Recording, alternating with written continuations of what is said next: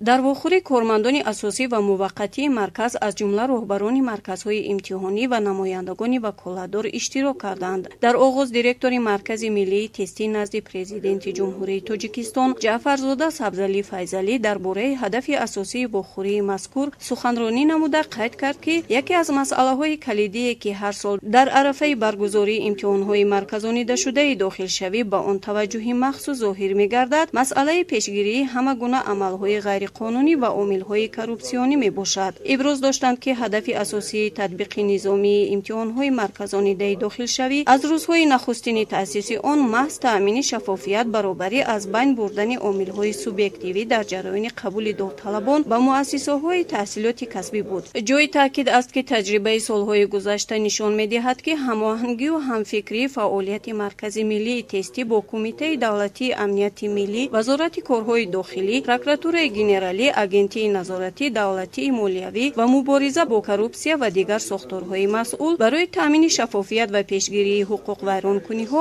аҳамияти калон дорад. ҳузур ва иштироки фаъоли намояндагони ин мақомот худ омили муҳими пешгирикунанда мебошад. ин ҳамкорӣ ба ҷомеа паёми возеҳ медиҳад, ки давлат барои ҳифзи адолат ва таъмини ҳуқуқи ҳамаи довталабон аз тамоми имкониятҳои мавҷуда истифода мебарад. Кормандони марказ мекӯшанд, то ки ҳар як даври имтиҳон дар фазои ором, муташаккил, шаффоф ва мутобиқ ба талаботи қонунгузории ҷумҳурии Тоҷикистон баргузор гардад. дар идомаи вохӯрӣ директори Маркази миллии тестӣ назди президенти ҷумҳурии Тоҷикистон барои ҳамкории доимӣ ва дастгирии ҳамаҷониба дар масъалаи таъмини қонуният, тартибот ва амнияти ҷараёни имтиҳонҳо ба ниҳодҳои дахлдор изҳори сипос намуданд.